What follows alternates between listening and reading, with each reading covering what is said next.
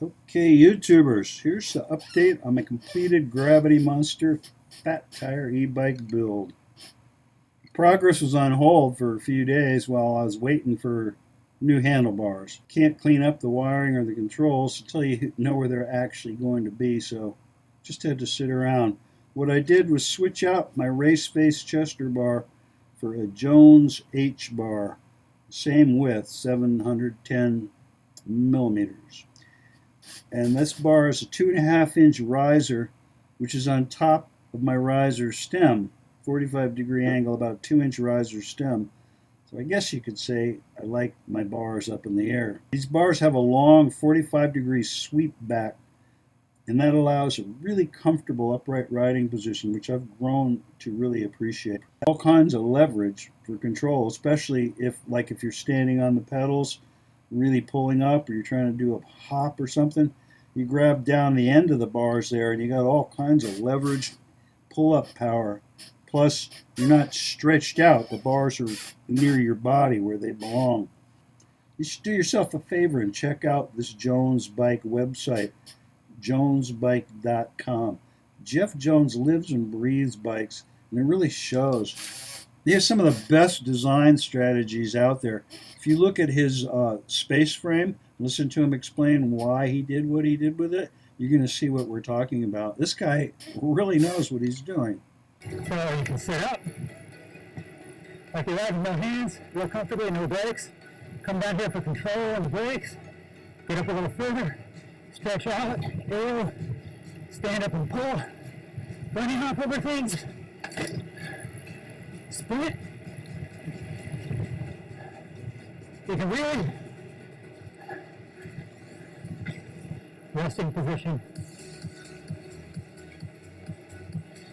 Hook, half arrow, hook, kind of full arrow, get an arrow, and then just kind of sketchy without that though. It's, one thing about the bigger tires besides, great traction and lower road resistance is stuff like this has no effect. You just ride right across it. It's a really wide gap, and of course the tires don't fit, so safe. Other installs include a shift sensor, and that cuts the motor briefly whenever you shift, thereby saving all kinds of wear and tear on the drivetrain. Mid-drives are famous for breaking chains and tearing up cassettes anyway, so it sounds like a good option to put in your build. This front brake cable probably should be shortened. I've got a loop-de-loop in it right now, but I'm going to leave it for another day. I scrapped the stock pedals, nothing wrong with them really, and put on these Odyssey Twisted BMX style Jujube Red. I put these on all my bikes. I really like them. They hold your foot. They give you a good platform. They don't break the bank. They're good. I like them. So my first impressions on this bike, with a 42-tooth chainring, this thing's got all kinds of torque and snap. It feels significantly faster than the 350 watt I was riding, but hey, it really should.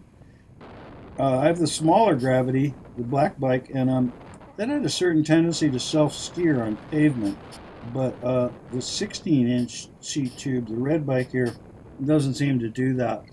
In fact, the red bike feels really, really maneuverable and responsive. I think it's shorter wheelbase than the yellow one for sure.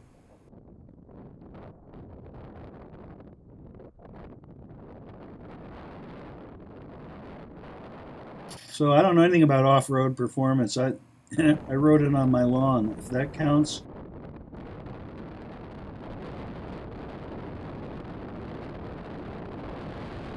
Overall, I'm super happy with the build. That monster bike is a really good donor platform for the project. It doesn't break the bank. It's got all what you need.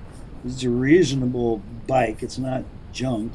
And it's a good-looking bike. It works. Can't say enough about the Lunacycle kit. It was just great. Good parts, decent price, everything pretty thought out. If you're going to go the kit route, it's good to get all your major components from a single supplier. That way you don't have connectivity issues, controller, battery, brake sensors, stuff like that, all plugged together with minimum problems. So is it hard to build one of these? Well, not really if you go the kit route. It's kind of like building a model airplane. You remember those, the little plastic jobs? You got all the parts, you got some glue, and you just stick stuff together in the right order. You might be called upon to do a little problem solving, but even then, like, all the answers are probably out there on the internet for you. Just go to YouTube and pretty much you'll figure it out. Somebody already figured it out for you. I'd say this bike was definitely worth the effort. I'm very pleased with it, just the short ride I've done on it. And in fact, I'm going to go out for another ride right now.